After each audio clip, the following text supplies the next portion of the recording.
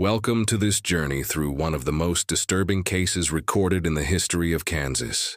Before we begin, I invite you to leave in the comments where you're watching from and the exact time you're listening to this narration. We're interested in knowing which places and what times of day or night these documented accounts reach. The town of Elwood, Kansas sits quietly along the Missouri River, directly across from St. Joseph, Missouri. In 1910, it was little more than a collection of modest homes, a general store, and farmland stretching into the horizon. Most historical accounts of Doniphan County from this period focus on agricultural developments or the occasional local politics. But in the basement archives of the Doniphan County Historical Society, filed away in a water-damaged box labeled simply Correspondence 1910-1915, rests a collection of letters that remained unexamined until 1963. These letters, exchanged between Theodore and Eleanor Blackwood, contain details so disturbing that the Historical Society archivist who discovered them immediately contacted local authorities. What followed was a brief investigation that was quickly and quietly closed. The letters were sealed and nearly forgotten. It wasn't until 1968, when historian Margaret Wells requested access to material for a book on early 20th century rural correspondence, that the letters resurfaced. Wells never completed her book. Instead, she compiled a private collection of notes that remained unpublished until her death in 1969, when her daughter found them in a locked drawer. What follows is based on Wells's notes, county records, and testimonies collected from elderly residents of Elwood during the brief 1963 investigation. The names of certain individuals have been changed to protect their descendants, but the locations and timeline remain accurate according to available documentation. Theodore Blackwood arrived in Elwood in March of 1908, purchasing a modest two-story house on the outskirts of town. County records list his occupation as a medical supplier, though later investigation would reveal no formal medical training or business license. Neighbors described him as polite but reserved. He kept to himself, made his purchases at the general store with minimal conversation, and was rarely seen after sundown. The house he purchased had previously belonged to the Miller family, who had relocated to Topeka after the death of their youngest child to influenza. The property included a small outbuilding that Theodore quickly converted into what he called his workshop. Local accounts suggest that deliveries to this workshop occurred monthly, usually after dark, from a wagon that came from the direction of St. Joseph across the river. Theodore established a routine in Elwood that aroused little suspicion. He attended Sunday services at the Methodist Church, though he never participated in social gatherings afterward. He subscribed to several medical journals, which the postmaster, Harold Jenkins, later recalled were often accompanied by packages from universities in Chicago and St. Louis.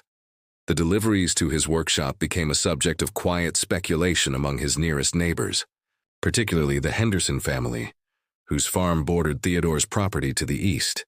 James Henderson, 17 at the time, later told investigators that he once observed men unloading what appeared to be a long wooden crate from a wagon well after midnight.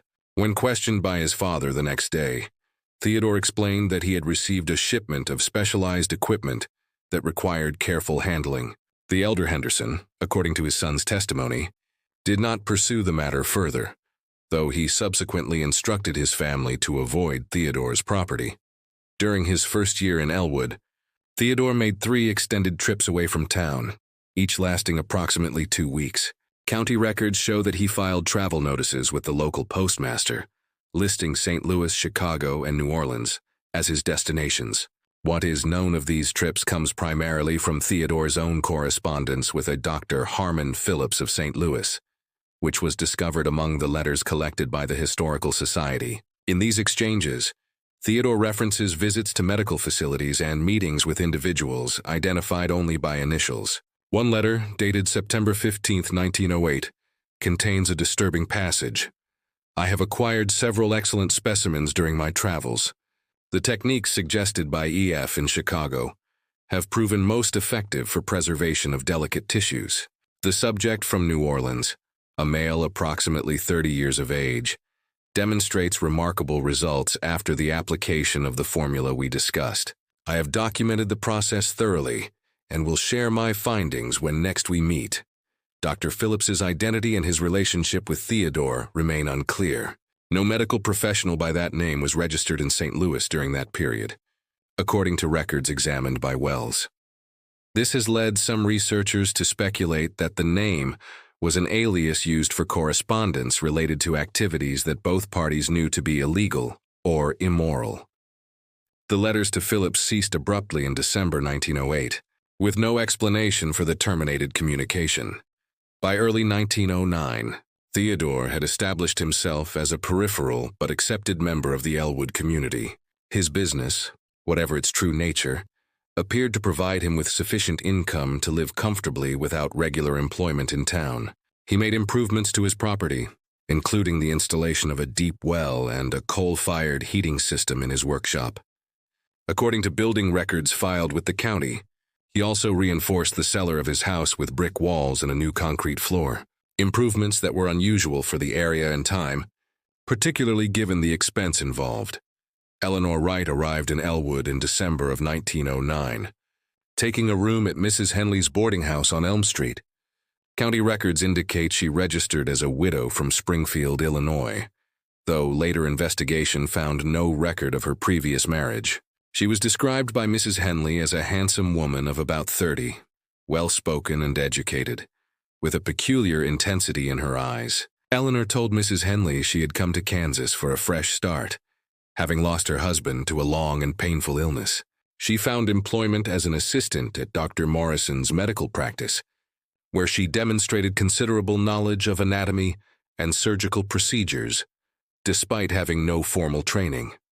Dr. Morrison's records, preserved in the county medical archives, note that Mrs. Wright shows an unusual fascination with terminal cases and has requested to be present during final moments on multiple occasions.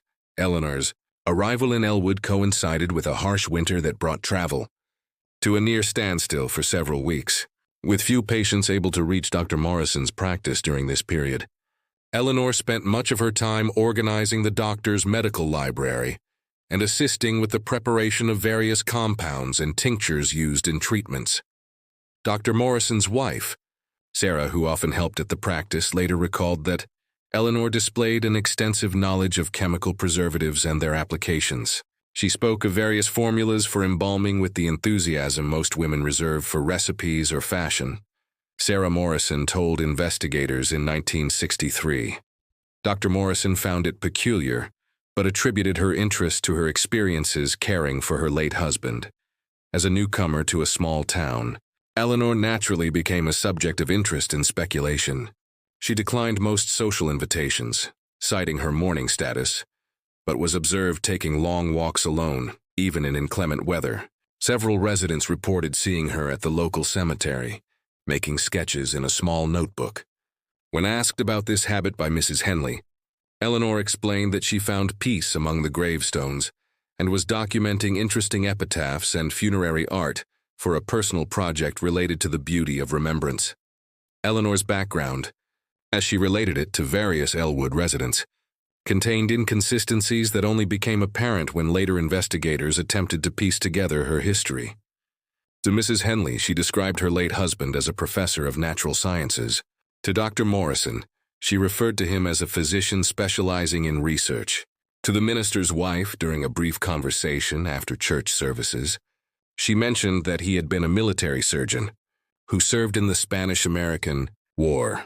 No records have been found confirming the existence of an Edward Wright matching any of these descriptions, who died in Illinois in the years preceding Eleanor's arrival in Elwood. The first documented meeting between Theodore and Eleanor occurred on January 12, 1910, when Theodore came to Dr. Morrison's office complaining of persistent headaches.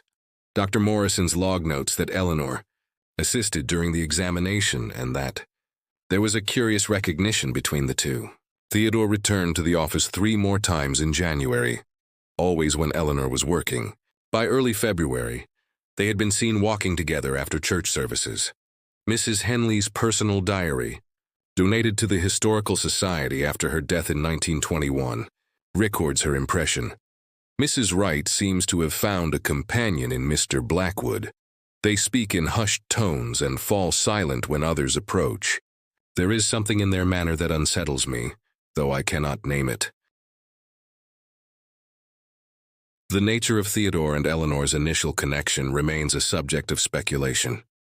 No evidence suggests they had known each other prior to Eleanor's arrival in Elwood, yet their correspondence indicates an immediate and profound recognition of shared interests and proclivities. In his first documented letter to Eleanor, Theodore writes of finding another soul who understands, suggesting that something in their brief interactions had revealed a commonality beyond ordinary social compatibility. The first letter discovered in the collection, dated February 18, 1910, from Theodore to Eleanor reads in part, "My dearest Eleanor, I cannot express the profound recognition I felt upon our meeting. To find another soul who understands the beauty of stillness, the perfection of the final moment, is beyond what I had hoped for in this life. Your words regarding your late husband's passing stirred in me a kinship I have long sought. I believe we have much to discuss regarding our shared appreciation for what others fear to acknowledge." The letter continues with vague references to Theodore's collection and his desire to share it with Eleanor when the time is right.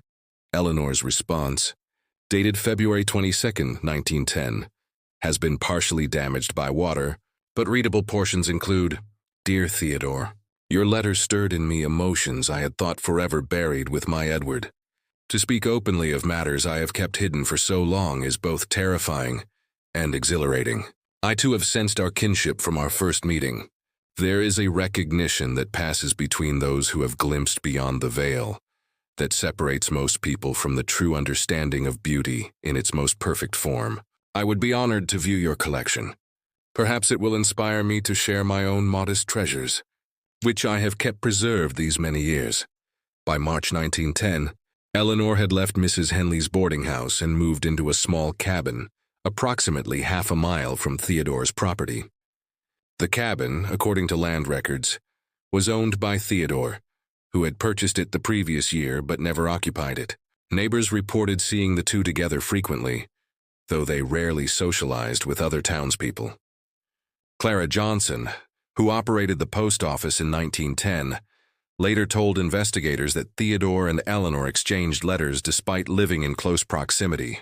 They would hand-deliver them to each other rather than send them through the mail, Johnson recalled in a 1963 statement. "I remember thinking it peculiar, as if they were playing some kind of game. This period marks the beginning of the extensive correspondence that would later become the primary evidence of the couple's activities and mindset. The letters, written on high-quality stationery and preserved in a metal document box, provide a disturbing glimpse into a relationship founded on shared obsessions that most would consider pathological. Theodore and Eleanor wrote to each other several times a week, sometimes daily, despite their physical proximity. The practice appears to have served both as a record of their thoughts and activities and as a form of foreplay, building anticipation for their in-person encounters. The content of the letters becomes increasingly explicit regarding the couple's fascination with death and human remains. In a letter dated March 28, 1910, Theodore writes, "Last night's expedition was most successful. The specimen exceeds my expectations in every regard. I have begun the preservation process and anticipate completing the basic work by week's end. Then comes the artistry, the positioning, the fine detail work that transforms mere remains into something transcendent. I find myself eager for your assessment, your artistic eye. The techniques you described from your time with Edward have already proven valuable in addressing the challenges presented by the subject's unusual features." Eleanor continued to work at Dr. Morrison's practice throughout the spring of 1910, though her hours became irregular. Dr. Morrison's records indicate that she requested and was granted permission to assist primarily with elderly patients and those suffering from terminal conditions. The doctor, perhaps naively, attributed this preference to her experience caring for her late husband and her comfort with the emotional aspects of end-of-life care. What no one in Elwood knew at the time was that Eleanor was methodically documenting the progression of various illnesses and the physical changes accompanying death, information she shared in detail with Theodore. The letters, which span from February to November 1910, reveal a relationship built around a shared fascination with death and human remains. The couple used coded language and references to preserving beauty and eternal companionship. In one letter, dated April 17, 1910, Eleanor writes, "I have often thought that love in its truest form must transcend the crude boundaries of life and death. What is the body but a vessel? When the spirit departs, does not the vessel retain its form, its essence? You understand this as no one else has. Last night, as you showed me your treasured specimens, I felt I was truly seeing for the first time. The specimens referenced throughout the correspondence appear to have been human remains in various states of preservation. Theodore's workshop, it seems, contained more than medical supplies. According to Wells's notes, based on the letters and later testimony, the outbuilding housed a collection of preserved human remains. Theodore had developed techniques for embalming and preservation that he considered superior to standard mortuary practices of the time. The letter suggests that in his previous location, believed to be St. Louis, though records are incomplete, Theodore had worked as an assistant at a funeral home, where he had begun his collection by taking small specimens, fingers, ears, and eventually larger portions. His move to Elwood was precipitated by suspicions from his employer after several bodies were found to have been tampered with after preparation for burial. The techniques described in the letters combine traditional embalming methods with experimental approaches using compounds that Theodore either developed himself or acquired through his mysterious contacts. He writes in detail about the use of arsenic compounds, formaldehyde solutions of varying concentrations, and alcohol-based preservatives, each selected based on the specific characteristics of the subject being preserved. Eleanor, for her part, contributed knowledge apparently gained during her husband's illness and death, particularly regarding the preservation of soft tissues and the maintenance of lifelike coloration. Eleanor's background appears to have been similarly macabre. Her letters contain references to nursing her husband through his terminal illness and her special care of his body after death. One passage reads, "I kept him with me for 17 days after his last breath. Each day I washed him with alcohol and applied the preservatives as best I could with my limited knowledge. When they finally took him from me, I felt as if a part of myself had been torn away. Until I met you, I believed no one could understand this devotion. Whether Edward Wright actually existed remains unconfirmed. No death certificate or burial record matching Eleanor's description has been found in Springfield, Illinois, or surrounding areas." Some researchers, including Wells, have speculated that Eleanor's husband may have been a man she cared for in some capacity, perhaps as a nurse or companion, whose body she subsequently kept and preserved until discovery became inevitable. This theory is supported by references in her letters to having been forced to leave suddenly from her previous residence when questions became too pointed and the authorities were summoned. The relationship between Theodore and Eleanor intensified. Throughout the spring and summer of 1910, their letters describe midnight excursions to the local cemetery, where they would commune with the peaceful residents, as Theodore phrased it. More disturbing are references to their acquisitions.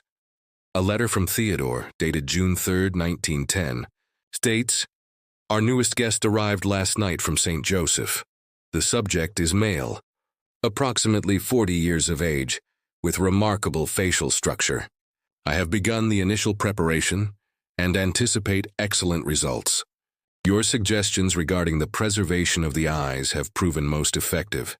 The letters suggest that Theodore had connections at hospitals and morgues in St. Joseph, Missouri, and possibly as far as Kansas City, who would alert him to unclaimed bodies or those of indigent individuals with no family to claim them.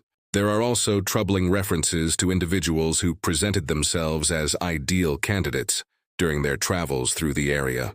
While the letters never explicitly confirm that Theodore and Eleanor committed murder, there are passages that suggest they may have hastened the deaths of the already ill or dying.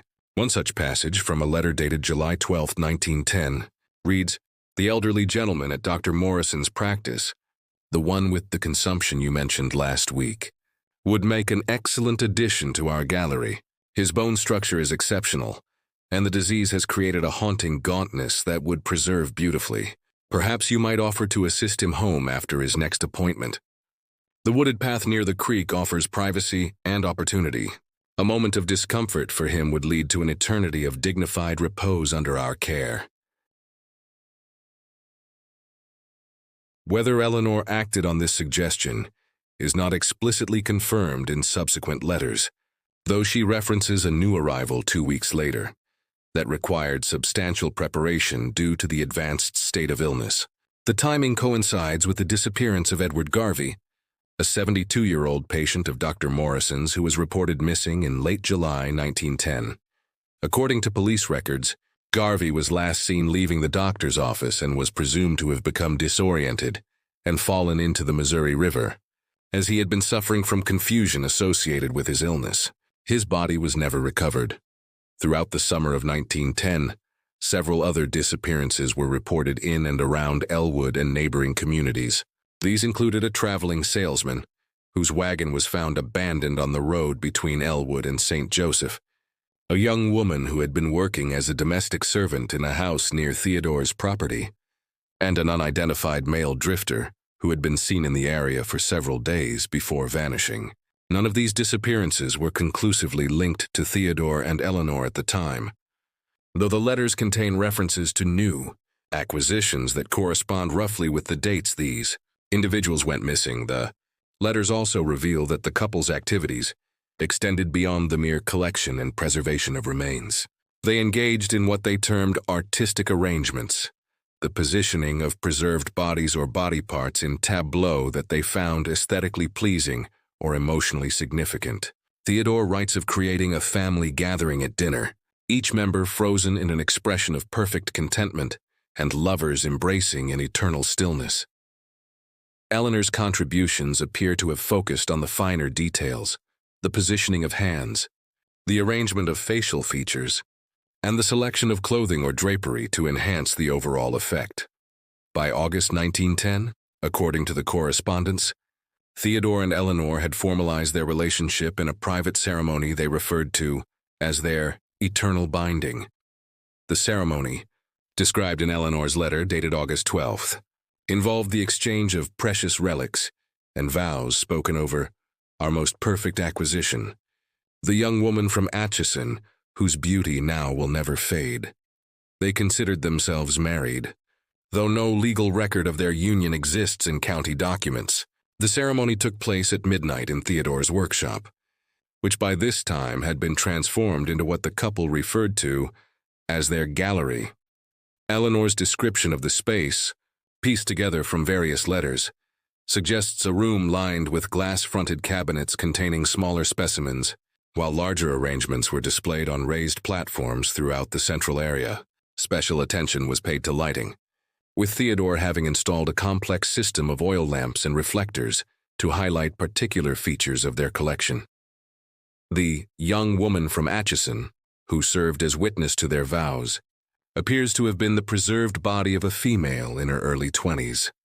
According to the letters, she had been acquired several months earlier and represented what Theodore considered his finest work. Eleanor describes her as possessed of a serene beauty that transcends life, her features composed in an expression of peaceful contemplation, her hands folded as if in prayer. This description matches that of Catherine Miller, a 23-year-old woman who disappeared from Atchison, Kansas, in April 1910, while traveling to visit relatives in St. Joseph. Catherine's disappearance prompted a substantial search effort, including dragging portions of the Missouri River, but no trace of her was ever found.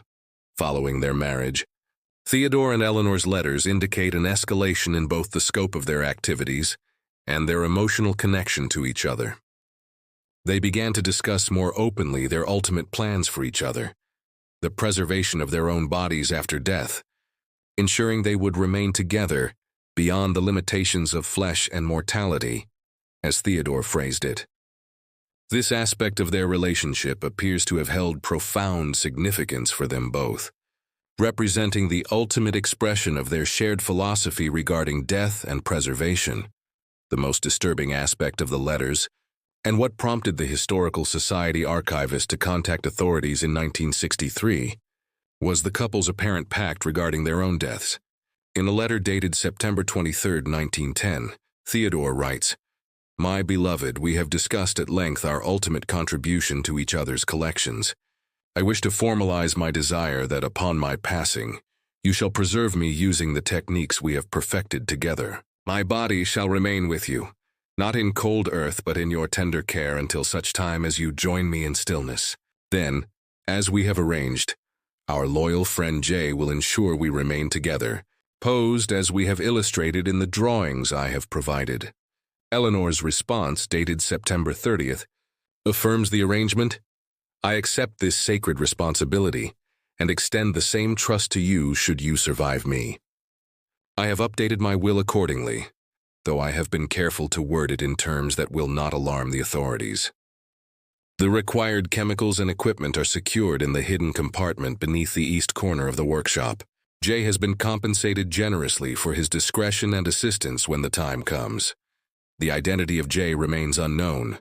Wells' notes speculate it may have been Jonathan Pruitt, a reclusive individual who lived on the Missouri side of the river and occasionally performed odd jobs around Elwood.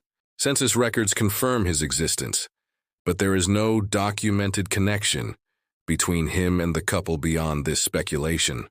Pruitt, according to St. Joseph police records from 1905-1915, had been questioned several times in connection with grave robberies at local cemeteries, but was never charged due to lack of evidence.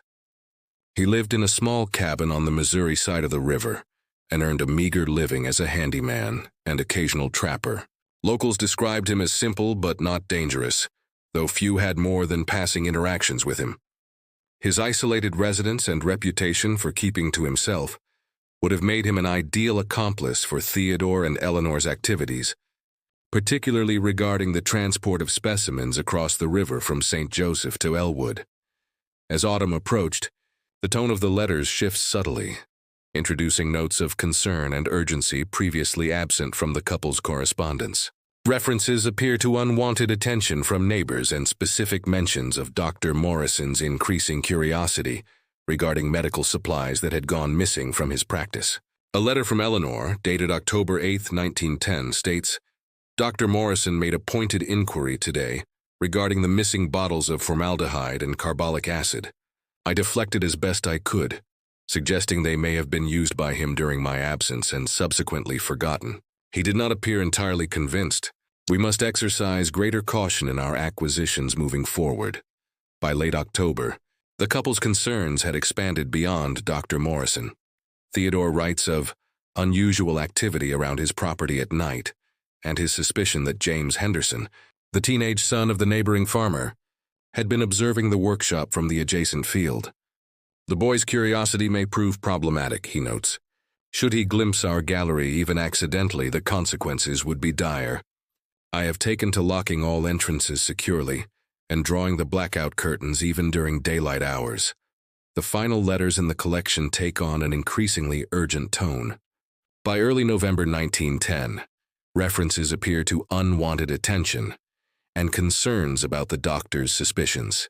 In what appears to be the last letter, dated November 15, 1910, Theodore writes, "My dearest, we must accelerate our plans. Dr. Morrison's questions about the missing medical supplies have become too specific to deflect. Additionally, the inquiry from St. Joseph regarding the Potter boy cannot be ignored. I have made arrangements for our relocation. Pack only essentials and your most precious specimens. The rest must be hidden or destroyed. Meet me at midnight on Thursday at the appointed place. We shall cross into Nebraska and make our way west, where we can continue our work without interference." The Potter boy, referenced in Theodore's letter, likely refers to Samuel Potter, a 17-year-old who disappeared from St. Joseph on November 8, 1910. According to newspaper accounts from the time, Samuel had last been seen crossing the bridge to Elwood on an errand for his employer, a local pharmacist. His failure to return prompted a search that eventually extended to Elwood, where St. Joseph police officers made inquiries at various businesses and residences, including Theodore's property. What happened next is documented in fragmentary newspaper accounts and county records. On November 18, 1910, a fire broke out at Theodore's property, completely destroying the house and workshop. The Troy, Kansas chief newspaper reported that the blaze was visible for miles, and that efforts by neighbors to extinguish the fire were hampered by a series of explosions, likely from chemicals stored on the premises. No bodies were recovered from the site, and Theodore and Eleanor were presumed to have perished in the fire. The intensity of the fire was such that the wooden structures were reduced almost entirely to ash, with only the stone foundation and chimney remaining intact. James Henderson, who was among the first to notice the blaze and attempt to respond, later described the scene to investigators. "It wasn't like any house fire I'd ever seen. The flames were blue in places, and the heat was so intense we couldn't get within 50 yards. There were explosions that sent debris flying in all directions. The smell was terrible, not just burning wood, but something else, something chemical and worse, something I can't describe but will never forget." However, a report filed by Sheriff William Donovan on November 20th, 1910, notes that no human remains have been identified among the ashes, raising the possibility that Blackwood and the woman known as Wright may have fled prior to the conflagration. The report also mentions unusual specimens of an unidentified nature found in the ruins, which were sent to medical examiners in Kansas City, but never officially documented after that point. Local rumor, as recorded in several personal diaries and letters from the period, suggested that the authorities had discovered more than they publicly acknowledged in the ruins of Theodore's property. Martha Wilson, wife of one of the men who assisted in searching the debris, wrote to her sister in December 1910, "Henry came home in a state I've never seen before, white as a sheet, and unable to speak of what they found in that man's cellar. He would say only that it was unnatural, and that the sheriff had ordered everyone to keep silent about the matter. He has had nightmares since, calling out about the faces and the glass eyes. The trail of Theodore and Eleanor goes cold after November 1910. No death certificates were ever issued, and no further documentation of either individual appears in Kansas or neighboring states under those names. The letters, somehow preserved in a metal box that survived the fire, were found during cleanup of the property and eventually made their way to the county records office, where they remained unremarked upon for decades. When historian Margaret Wells discovered the letters in 1963, she attempted to trace what happened to the couple. Her notes indicate she followed leads to Nebraska, Colorado, and eventually California, tracking reports of similar cases involving missing bodies and individuals with medical knowledge living in isolation. She believed she had located them in a small coastal town in Northern California, where a couple matching their description had lived from approximately 1911 until 1935 under the names Thomas and Elizabeth Bradford. Local records indicated the couple operated a private museum of medical oddities that was only open to select visitors. Following the woman's death in 1935, the man was reported to have disappeared with her body before authorities arrived. Wells' investigation uncovered a newspaper article from the Humboldt County Gazette, dated September 1935, which reported that local recluse Thomas Bradford disappeared following the death of his wife, Elizabeth. Neighbors, concerned after not seeing activity at the Bradford residence for several days, alerted authorities. Upon entry, officers discovered evidence that Mrs. Bradford had died some days prior, but her body was not on the premises. Mr. Bradford's whereabouts remain unknown. Of particular concern to investigators was the discovery of what appears to be a private collection of preserved human specimens, which Mr. Bradford had occasionally shown to selected visitors under the guise of a medical museum. County officials have removed these items for proper examination and burial. The article goes on to describe the Bradford residence as a modest home with extensive modifications to the cellar, including specialized ventilation, unusual lighting fixtures, and various chemical apparatus. The couple, who arrived in the area approximately 25 years ago, kept largely to themselves, but were regarded as educated and refined by those who interacted with them. Mr. Bradford claimed to be a retired medical researcher, while Mrs. Bradford was known to possess considerable knowledge of anatomy and occasionally assisted local midwives with difficult deliveries. Wells traveled to California in early 1969 to investigate further, but suffered a stroke shortly after arriving. She died 3 weeks later without regaining consciousness. Among her effects was a sealed envelope addressed to the Doniphan County Historical Society, which contained her compiled notes on the Blackwood case, along with a brief letter stating, "What I have found confirms my worst suspicions." The Blackwoods did not perish in 1910 but continued their activities for decades. More disturbing still, I believe they may have had disciples who carry on their work to this day. I have arranged to view the Bradford collection tomorrow through a contact who claims to have preserved it after Thomas Bradford's disappearance. Should anything happen to me, please forward these materials to the proper authorities. Included with Wells's notes were several photographs she had obtained from the Humboldt County Historical Society, purportedly showing Thomas and Elizabeth Bradford at a local community event in 1925. While the quality of the images makes positive identification difficult, Wells had annotated the photos, indicating strong similarities between the Bradfords and descriptions of Theodore and Eleanor Blackwood. She also noted that Elizabeth Bradford appeared significantly younger than her purported age would have suggested, raising the disturbing possibility that the woman in the photograph was not Eleanor or Elizabeth, but a later acquisition posed as Theodore Thomas's wife. No action was taken regarding Wells's findings. Her daughter, upon discovering the notes, sent them to the Historical Society as requested, but the director at the time deemed the matter a historical curiosity of no contemporary relevance and filed them away. The letters and Wells' notes remained largely forgotten until 1968, when a graduate student researching early 20th century rural crime came across references to the case in the Society's catalog.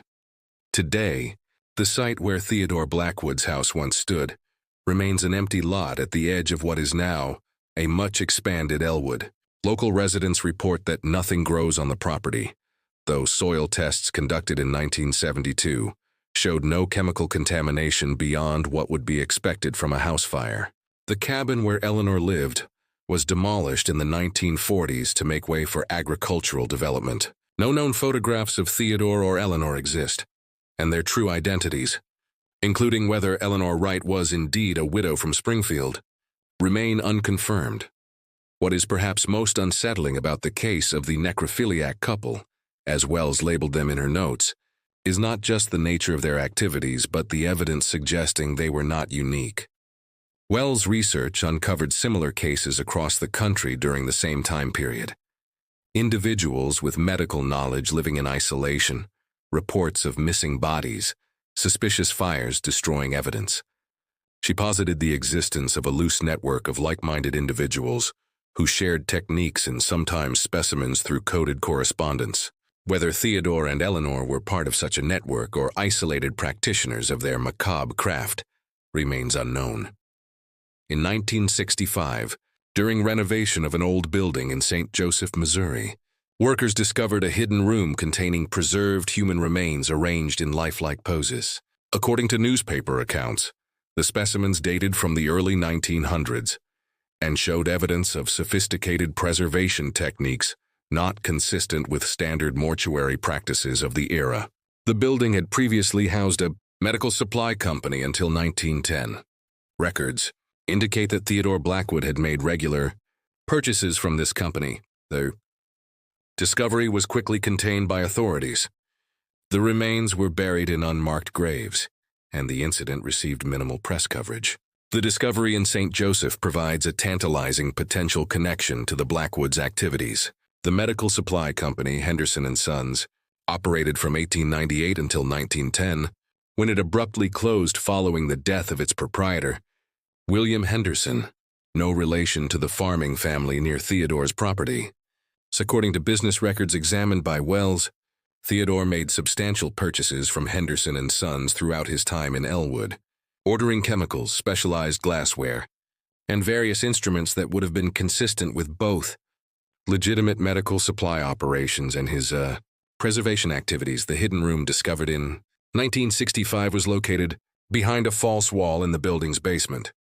Construction workers breaching the wall discovered a space approximately 15 feet square, lined with shelves containing dozens of glass jars with preserved specimens, primarily human organs and smaller body parts. More disturbing were 3 full-body preparations posed in sitting positions around a small table, arranged as if engaged in conversation. According to the limited newspaper coverage, these bodies showed remarkable preservation, despite having been sealed in the room for over 50 years. All 3 were fully clothed in early 1900s attire, their features carefully arranged in lifelike expressions. The St. Joseph Police Department records regarding the discovery remain sealed, but Wells managed to interview one of the officers present at the scene. According to her notes, Officer Raymond Daniels described finding papers within the hidden room that suggested a connection to other locations where similar collections might be found. There was a map, Daniels told her, with markings in several states, Kansas, Nebraska, Colorado, and points further west. Each marking had a date beside it. The latest was from 1935 in Northern California. The whole thing gave me the creeps, like we'd stumbled onto something bigger than just one sick individual's hobby. The captain ordered everything boxed up and sent to the state authorities. I never heard another word about it after that. The last verified connection to the case came in 1968, when a retired physician from Atchison, Kansas, responded to a newspaper article about historical crimes in the region. Dr. James Harper, then 85 years old, wrote a letter to the editor recalling a strange couple who had attended the funeral of a young woman in 1910. They stood apart from the other mourners, he wrote, and watched the proceedings with an intensity I found disturbing. The woman made sketches in a small notebook. 3 days after the burial, the grave was found disturbed and the body missing. I reported my observations to the sheriff at the time, but nothing came of it. Seeing the dates mentioned in your article brought this incident to mind. Dr. Harper's letter led to a brief revival of interest in the Blackwood case among local historians, including Wells. When interviewed by Wells in 1968, Harper provided additional details about the couple he had observed. The man was tall, well-dressed with a full beard that seemed almost too perfect, as if it had been carefully shaped for a theatrical performance. The woman was striking rather than beautiful, with very pale skin and the most penetrating gaze I've ever encountered. They carried themselves with the confidence of people accustomed to moving in educated circles. Yet no one present knew who they were, or could recall seeing them before.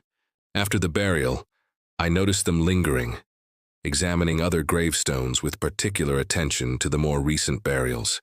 When I approached to introduce myself, thinking they might be relatives from out of town, they departed hurriedly. The grave that was later disturbed belonged to Catherine Miller, a young woman who had died of pneumonia. She was considered quite beautiful in life, and death had not diminished her appearance significantly. The description provided by Harper matches that of Theodore and Eleanor, as described by Elwood residents, and the timing aligns with references in their letters to acquiring the Atchison beauty, who later played a central role in their marriage ceremony. This connection, if accurate, provides one of the few concrete links between the couple's letters and verified historical events. The letters between Theodore and Eleanor Blackwood, the notes compiled by Margaret Wells, and the scattered reports from across decades form an incomplete picture of a couple bound by a macabre obsession that transcended conventional notions of love and death. Their story remains one of the most disturbing cases in Kansas history, not for what is known, but for what remains hidden, both literally and figuratively. As Wells wrote in her final note, "Some truths once glimpsed cannot be unseen." The Blackwoods understood that death need not be the end of one's usefulness or beauty, at least in their distorted view. What troubles me most is not what they did, but that they found in each other the perfect companion for their darkness. It suggests that no matter how deviant one's desires, there exists the possibility of finding another who shares them. In that sense, theirs is a love story, perhaps the most terrifying kind. The Blackwood case files were officially closed in 1969, with the conclusion that no further investigation was warranted, given the passage of time and presumed death of all involved parties. The letters remain in the archives of the Doniphan County Historical Society, accessible only to researchers with specific authorization. As for Theodore and Eleanor, if they did indeed escape the fire and establish new identities elsewhere, They have taken the full truth of their activities to whatever resting place they ultimately found or created for themselves. The last entry in Margaret Wells' notes, written the day before her fatal stroke, reads simply, "I believe I have found them at last, or what remains of them. God help me, I think they achieved their final wish." What exactly she found in that coastal California town died with her. The Museum of Medical Oddities she referenced has never been located, despite inquiries by subsequent researchers. Some local residents recall stories of a reclusive couple who kept to themselves, but concrete evidence remains elusive. In 1969, shortly after Wells' death, a fire destroyed several buildings in the small California coastal town she had been investigating. Among them was an abandoned house on the outskirts that locals had long believed contained something unnatural. According to newspaper accounts of the time, the house had been vacant since 1935, following the disappearance of its owner after his wife's death. By the time firefighters arrived, the structure was completely engulfed, and nothing was salvaged from the ruins. The cause of the fire was officially listed as unknown, though rumors persisted of a deliberate act by persons familiar with what the house contained. Perhaps it is better that some mysteries remain unsolved, some doors unopened. The case of Theodore and Eleanor Blackwood stands as a disturbing reminder that the human capacity for deviance knows few bounds, and that the most terrifying monsters are not supernatural beings, but ordinary people with extraordinary obsessions.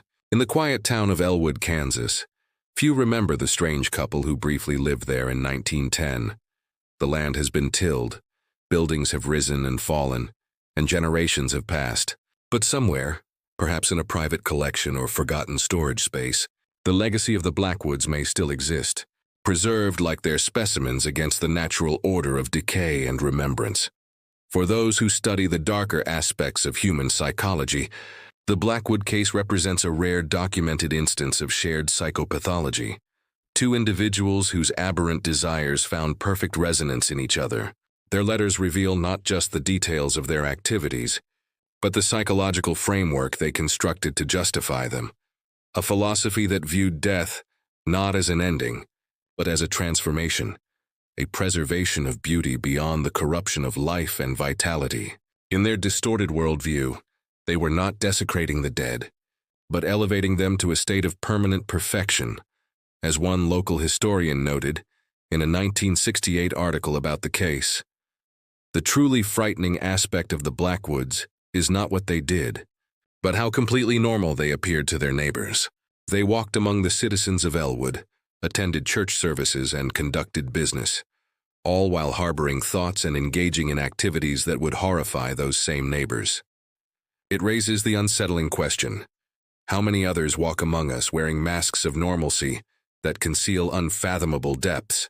The sound of Theodore's workshop door closing against the Kansas wind, the scratch of Eleanor's pen across paper as she documented their specimens, the quiet conversations between two people who had found in each other a recognition of their darkest selves. These echoes from 1910 still resonate across the decades, a reminder that some human mysteries remain impenetrable, and perhaps should remain so. In 2005, during the demolition of an abandoned property in Northern California, workers discovered a sealed room in the basement containing what appeared to be two mummified bodies, arranged in an embracing position. The property, which had changed hands numerous times since the 1930s, had most recently belonged to a reclusive individual who had died without heirs. County records traced ownership back to a Thomas Bradford, who had purchased the property in 1911. Forensic examination of the remains proved inconclusive regarding identity, due to the advanced state of preservation and the unusual chemical treatments that had been applied. The bodies were eventually cremated and interred in an unmarked grave. The incident was documented only in county coroner's records with minimal detail. Whether these remains were those of Theodore and Eleanor Blackwood, preserved as they had planned in their macabre pact, or yet another manifestation of their disturbing legacy, will likely never be known with certainty. The case of the necrophiliac couple of 1910 reminds us that history's darkest corners often remain unexplored, not because they cannot be illuminated, but because what might be revealed there challenges our understanding of human nature itself. As we close this account, one question lingers. In the quiet moments between dusk and dawn, in isolated places where no one can observe, how many others like Theodore and Eleanor continue their work, preserving what should decay, loving what should repel, and finding in each other the validation that transforms deviance into devotion?